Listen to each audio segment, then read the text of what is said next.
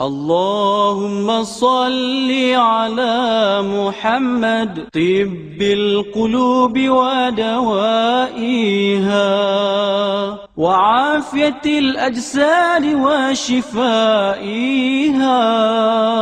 ونور الأبصار وجلائها وعلى آله وصحبه وبارك وسلم. بسم الله أوله وآخره. Our first question is one which has been answered several times in the past. But there are a large number of people who do not have the time to go searching for the answers. And so they constantly write to me wanting an answer. Sheikh, didn't you study geography? You said that when the Dajjal was released in a day which is like a year, he was released in the island of Tamim ad-Dari, and you say that that island is Britain. But the Prophet ﷺ pointed 20 times to the east. The Dajjal will come from the east, and Sheikh, Britain is in the west. Didn't you study geography? So this question is being posed again and again, even though I did give a response to it. So I guess I'm going to just have to keep on repeating the answer again and again, my answer, of course.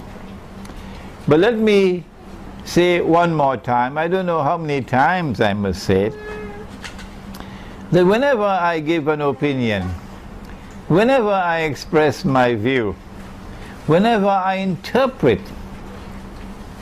I don't want you to accept my opinion. I don't want you to accept my view. I do not want you to accept my interpretation unless and until you are convinced that it is correct. Those are dangerous students who will accept everything that I say without first critically examining. And you must also listen to the views of my critics, people who have different opinions from me. And when you have studied the subject and you are convinced that I am correct, only then should you accept my view. So now let's turn to the hadith of Tamim ad-Dari, which is in Sahih Muslim, in which the Prophet ﷺ said that when Dajjal is released, he'll live on earth for 40 days. And the first thing we must recognize is 40 days does not always stand for 40 days as we know a day. 40 days do not always stand for 40 days as we know a day. That's the first thing you must learn. Someone asked the Prophet ﷺ, which was the first masjid to be built? He said the Kaaba. And then they asked which was the second masjid to be built. And he said, Masjid al-Aqsa, Jerusalem. And then he asked how many years, or how much time elapsed between the two. He said 40 years. 40 years. But no, we know that the time which elapsed between the one built by Ibrahim alayhi salam and the one built by Sulaiman alayhi salam must have been 1,000 years or more. But he said 40 years. And so now we have to understand that sometimes these numbers are given as figures of speech, not to be understood literally. Having said that, Dajjal will live on earth for 40 days. One day which will be like a year, one day which will be like a month, and one day which will be like a week. And the rest of his days like your days. So please don't tell me that you're going to take away 3 from 40 and come out 37, huh? and the rest of the days will be 37 days. Do not do that. We said that when he was released in a day which is like a year, the hadith of Tamim Mudari is that he's going to be released on an island. If you say the island is in the Persian Gulf, or you say the island is in the Mediterranean Sea, or you say the island is Singapore, well then, what I expect of you is that you will back up your claim by providing the evidence to support your thesis that this is the island.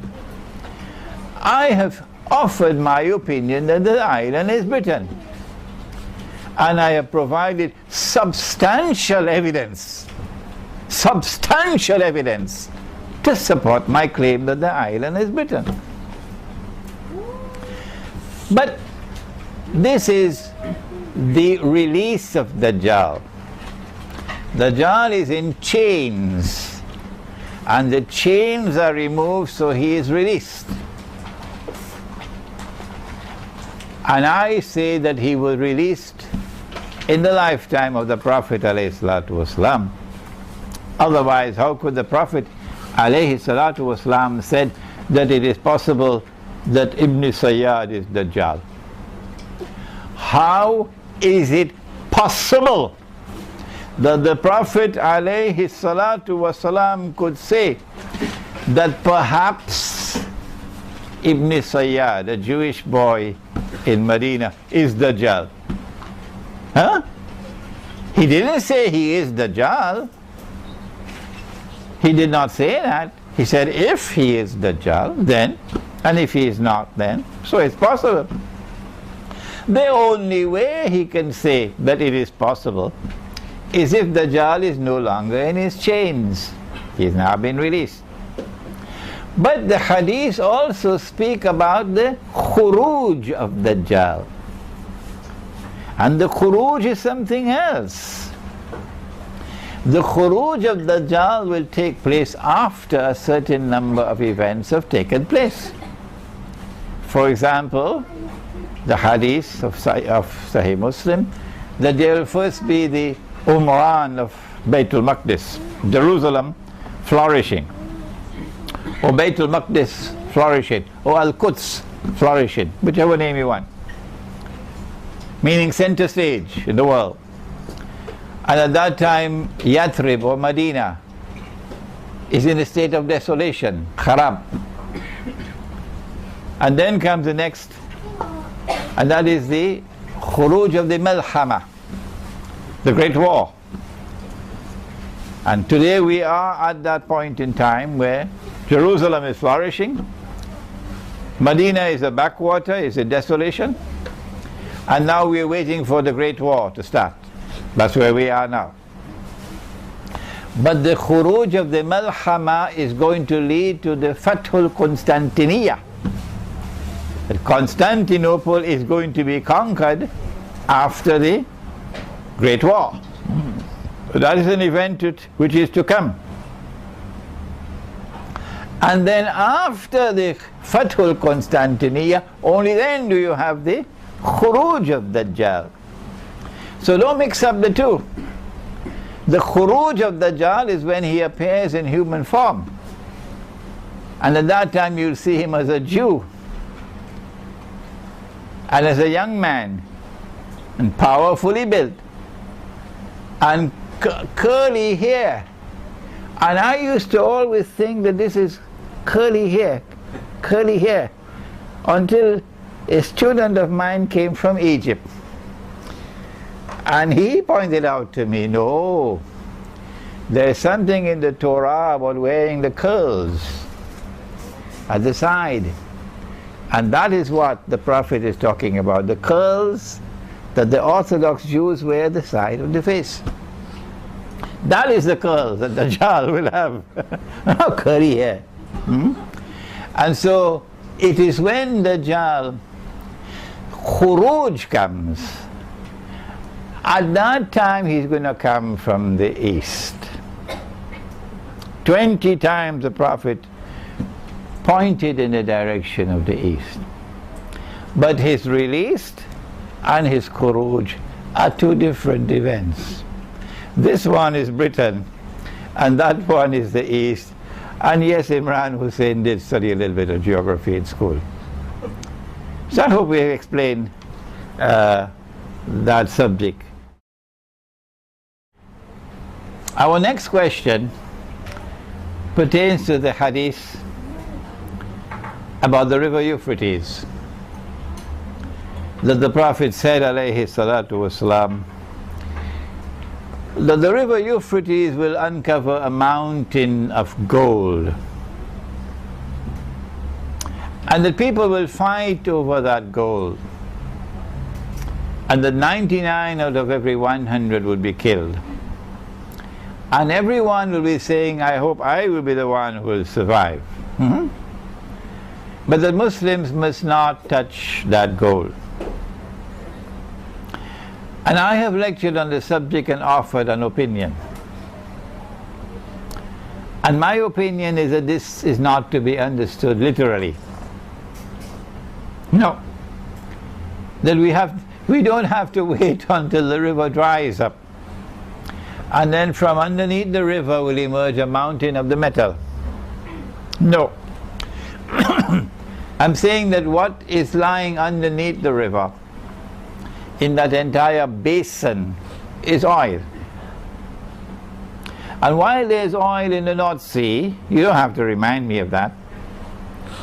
And while there's oil in Nigeria, and while there's oil in Venezuela, and oil in the United States, and lots of oil in Russia, it is this oil, the one in the basin underneath the river Euphrates, this is the oil which is destined to function as gold. Gold has always been money. Money, dinar. And so the Prophet alayhi salatu wasalam is saying that a mountain of gold is going to emerge from the river Euphrates, meaning that the oil that is going to be discovered in that area is destined to function as gold. Not the North Sea oil, not the oil in Venezuela. You don't have to remind me that there's oil in Venezuela. I know that. It is this oil which is destined to function as gold. And that is why it was said a mountain of gold. And this is my opinion. Don't touch it. Oh, but gold is halal. Allah created gold as halal. Why should I not touch gold? Is there any sane reason? Any rational explanation for me not touching gold that Allah made halal? And there's a hadith that in Akhir Zaman the earth is going to vomit. The earth is going to vomit from its liver columns of gold and silver. Why should I not touch that gold? No, it's not to be understood literally. What happened was that the Western world, the Zionist world, in search of achieving their ultimate objective of creating one world government that will rule over the whole of mankind, so that Dajjal could then rule over mankind from Israel. That's the strategy. To bring all of mankind together, globalization in a one world government.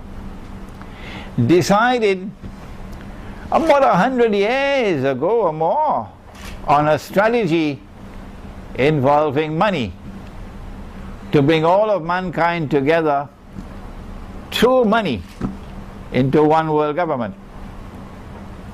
And so they began planning, and they created the Federal Reserve in the United States. They created the League of Nations and they created the United Nations as part of the strategy to create one world government. Why will you not understand that? So that Dajjal can rule the world. And at the heart of that strategy was a monetary system. A monetary system through which you will get all of mankind together. And that monetary system was formalized in a conference that took place in a place called Bretton Woods in upstate New York.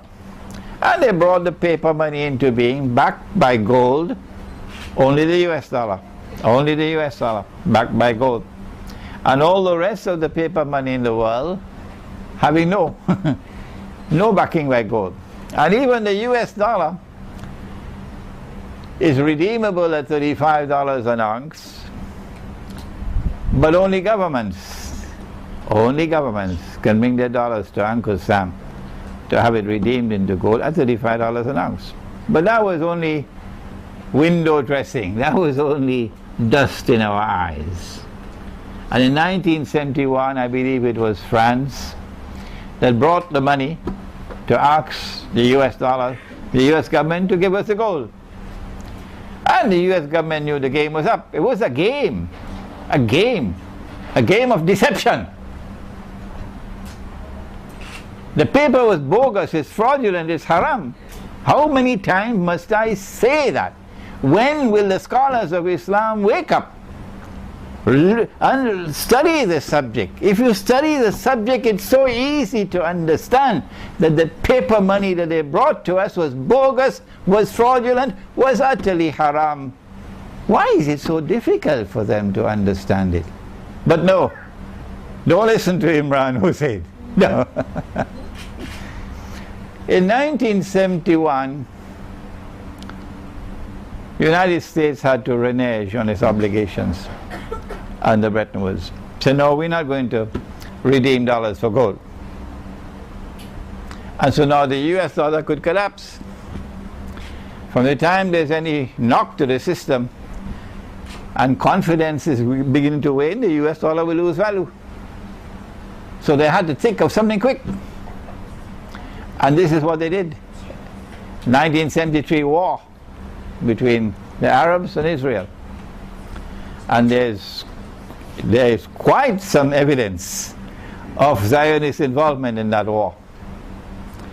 And then there was the oil embargo that the Arabs imposed upon the United States. And then there was a deal between Henry Kissinger and King Faisal, which brought into being what is known as the petrodollar. The petrodollar. So no longer is the metal gold being used to back the paper. Now Faisal agrees. Faisal agrees without knowledge. He didn't have the knowledge, King Faisal rahimahullah, that Saudi Arabia will sell its oil for only US dollars. Haram. That's haram, that's haram, that's haram. Saudi Arabia will sell its oil only for US dollars. That's haram. And Saudi Arabia will get all the other oil producing Arab countries to agree to sell their oil for only dollars. That's haram, haram, haram. Nobody questioned it. No, nobody questioned it. And this agreement to sell oil for dollars, since oil is the largest commodity traded in the world market, established for the United States dollar a demand that allowed it to survive and flourish. And then the US dollar, the petrodollar, also became the trade dollar. You want to buy and sell any part of the world, you need dollars. The banking system is not going to accept other money. No. You're in Pakistan and you want to buy from India. The Pakistani who wants to buy from India has to buy with US dollars. An Indian who wants to buy from Pakistani has to buy from with US dollars. What's wrong with the Pakistani rupee and the Indian rupee trading? No. You got to buy the US, so you become the trading dollar. This is the hadith. This is the hadith, that the river Euphrates will uncover a mountain of gold. The Prophet ﷺ is referring to this. Don't touch it means we should not be touching this US dollar, and we should not touching the other paper money. This is my opinion, and it will not be long before we go in the grave and we'll know who is right and who is wrong. But those who insist on waiting for the mountain of gold to come out of the river, and I'm not speaking sarcastically about them, there's no need for them to respond to me with boxing gloves. In fact, it's too late for that now. They have the right to wait for the mountain of gold to come out of the river.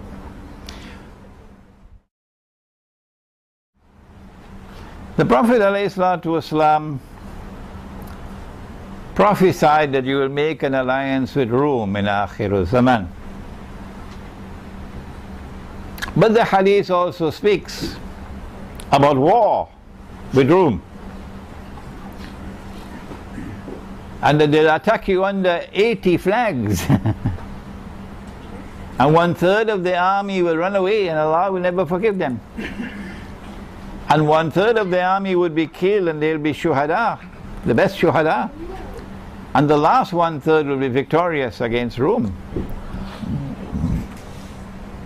And we are puzzled. How can we make an alliance with the people who are going to fight against us? That's the question. In answer to that question, I want to point out that Rome began as a city in Italy, the city of Rome, which was a pagan city, which worshipped idols and Greek gods and goddesses. That was Rome. Today that Rome is Western European Christians. That Rome has the Roman Catholic Church and the Protestant Church. Today that Rome has a NATO alliance. Today that Rome is modern Western civilization from its pagan origins. And then when Christianity came to Rome, an emperor emerged whose name was Constantine.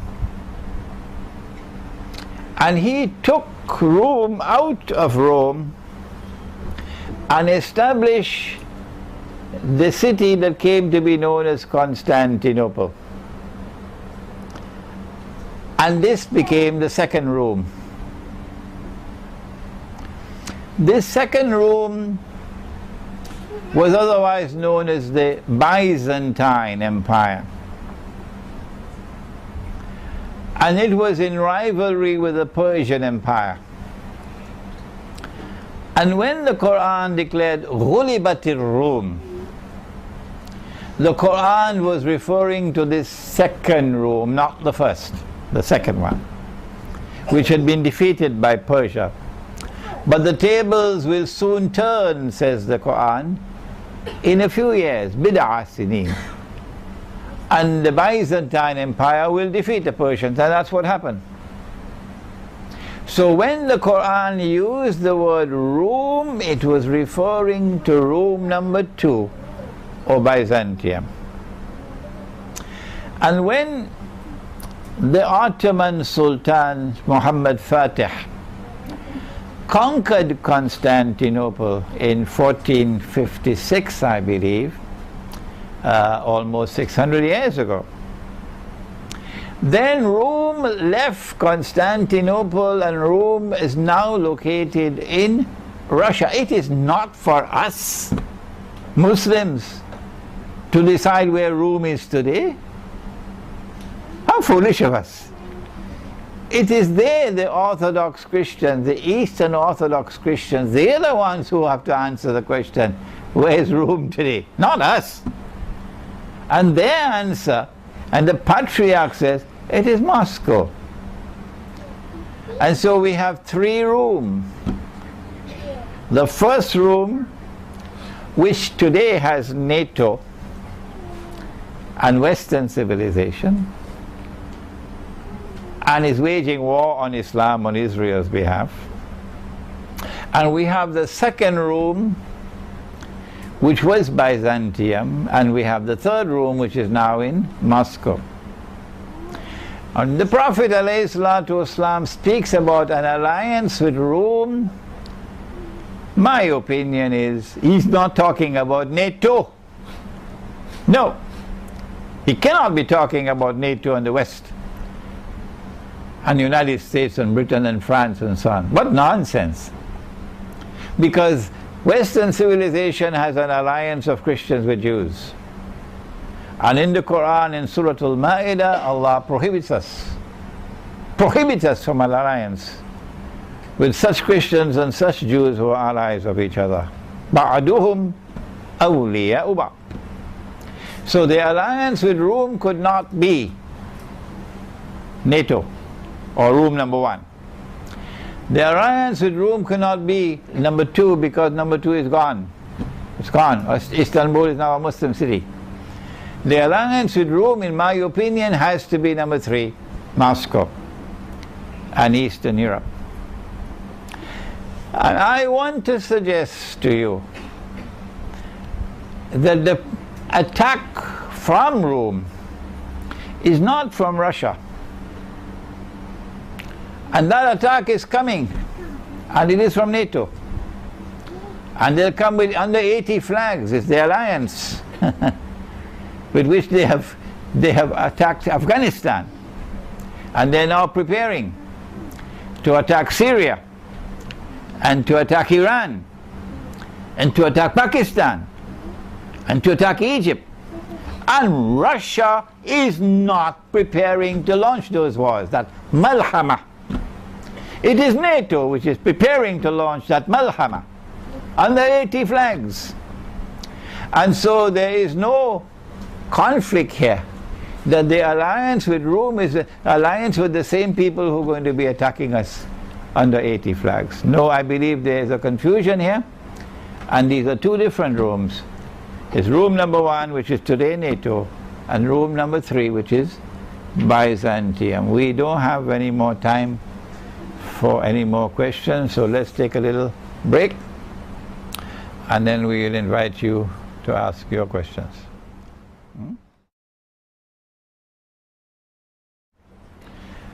We now have another question from a student who is sitting here with me from Switzerland.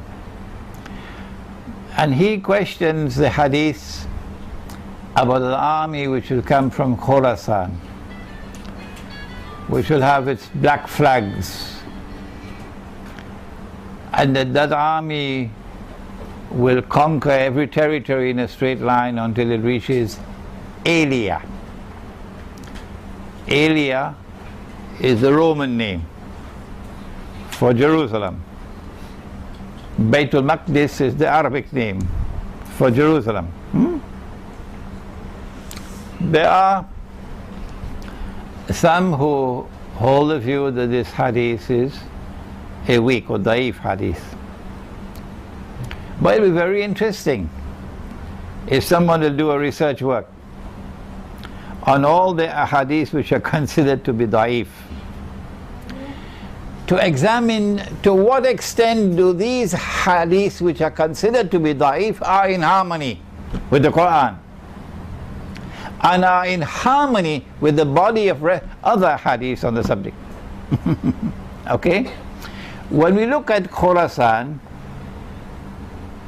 we see that it is the one part of the world of Islam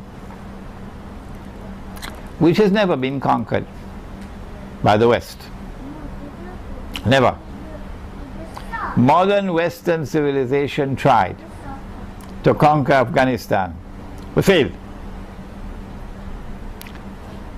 The British tried, and they failed. The Russians tried, they failed. And now guess who is trying? And they're failing. Hmm? This is evidence on the ground that there is something special, something unique about Khurasan. So you can say hadith is da'if or not, that's up to you.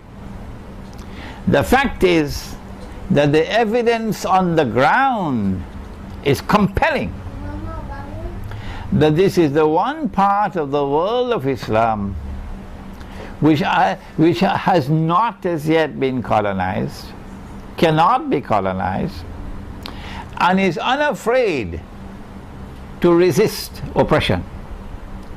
Afghanistan has fought, and fought brilliantly, without any PhDs from Oxford and Yale and Stanford and Harvard. No.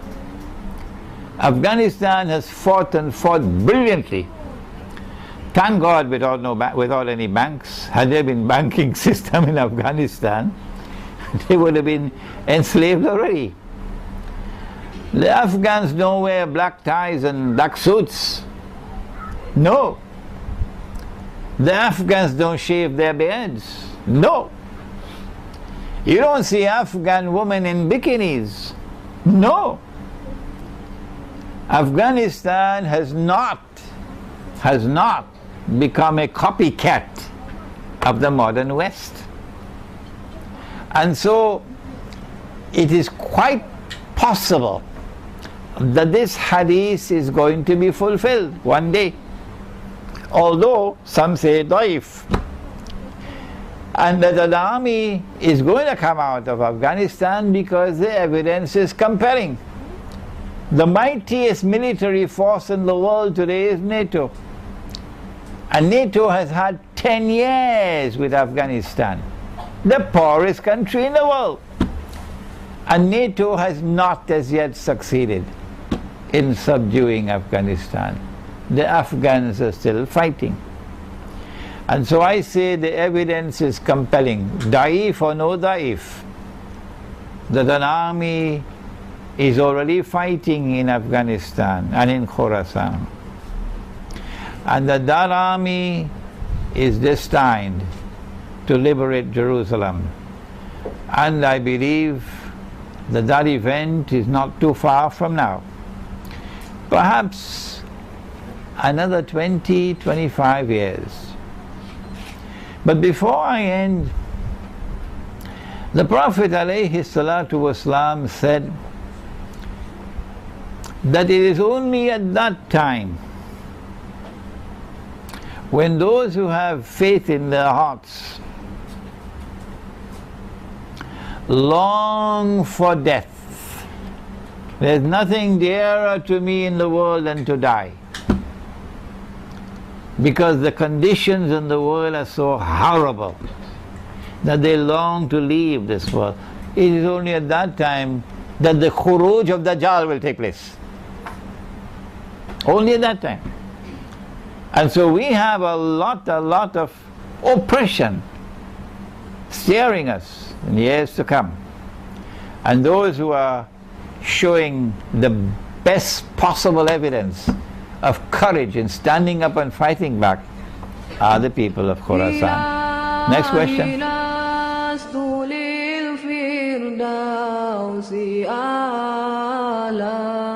ولا أقوى على نار الجحيم الله فهب لي التوبة واغفر ذنوبي فإنك غافر الذنب العظيم إلهي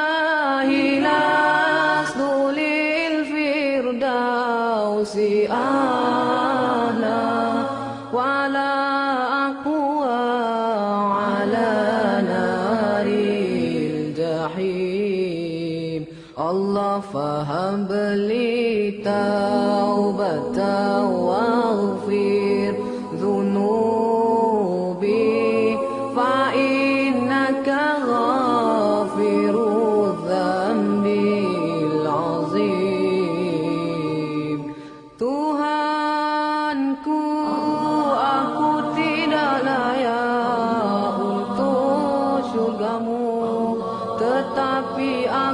tidak pula sanggup menanggung siksa nerakamu. Dari itu kurniakanlah ampunan kepadaku, ampunkanlah dosaku.